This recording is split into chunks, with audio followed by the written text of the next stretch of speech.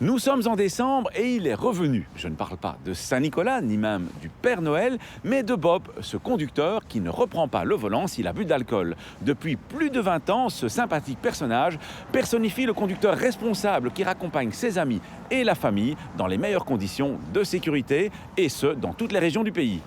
En Wallonie, environ 13% des accidents corporels impliquent au moins un conducteur sous l'influence de l'alcool. C'est beaucoup plus que la moyenne belge qui est d'environ 9%. Il faut savoir qu'un conducteur qui conduit après avoir consommé de l'alcool et qui a un taux d'alcool de 8 grammes par litre de sang, il risque près de 3 fois plus d'avoir un accident qu'un conducteur sobre. Alors la campagne est lancée juste avant les fêtes de fin d'année. On entre petit à petit dans la période des fêtes de fin d'année. On sait que c'est une période propice pour la consommation d'alcool. On pense au marché de Noël, aux réunions de famille, aux réveillons. Et donc c'est vraiment l'occasion idéale pour rappeler les risques de la conduite sous influence et le fait que celui qui conduit, c'est celui qui ne boit pas. La campagne met également l'accent sur l'importance de remercier son Bob pour mettre en valeur ces personnes qui vont ramener leur famille ou leurs amis en toute sécurité après la fête. Alors on a prévu 2 affiches différentes dans le cadre de cette campagne Bob pour toucher 2 groupes cibles différents. En fait, il y a une version plus familiale et une version qui représente des amis en sortie pour les fêtes de fin d'année. Il y a également des marchés de Noël wallons qui s'associent à la campagne et qui vont notamment distribuer des sous-verts aux couleurs de la campagne dans les bars du marché de Noël. Et il y a également des actions de terrain qui seront organisées sur certains marchés de Noël. À Bruxelles, on constate une évolution des mentalités assez satisfaisante au niveau de la règle ne pas boire quand on conduit. Seulement 2,7% des personnes contrôlées lors de la campagne Bob de l'année dernière étaient positives à l'alcool, contre plus de 12% il y a 10 ans. Donc vraiment une évolution très favorable qu'on souhaite encore encourager avec la nouvelle campagne de cette année. Il y a de nombreuses alternatives au fait de prendre la voiture quand on a bu. On peut prendre les transports en commun, les horaires sont élargis pendant les fêtes de fin d'année, parfois même certaines gratuités lors du feu d'artifice ou autre.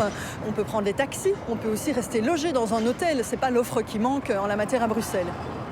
Alors la campagne Bob hiver 2016-2017 à Bruxelles se caractérise par une présence vraiment dans l'espace public avec beaucoup d'affichage, notamment sur les bus de la STIB, aussi au niveau de toutes les festivités de fin d'année, que ce soit les marchés de Noël, dans les clubs de foot, dans les buvettes, au niveau du secteur Horeca, une grosse distribution de sous-bocs, mais la campagne est aussi très présente en ligne avec notamment le concours sur la plateforme Merci Bob où chacun peut poster un petit message sympathique pour remercier son Bob préféré, qui alors a l'occasion de gagner chaque semaine un bongo spécial Merci Bob qui lui permet de rester à l'hôtel une nuit partout en Belgique pour une valeur de 99 €. Donc ça c'est vraiment un petit cadeau appréciable, une petite attention bien vue pour son Bob qui fait tellement d'efforts pour nous raccompagner bien safe à la maison.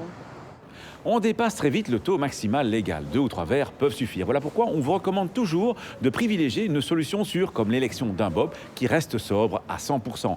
C'est mieux pour votre sécurité, mais c'est aussi mieux si vous devez passer par l'un des nombreux contrôles alcool qui auront lieu dans les prochaines semaines.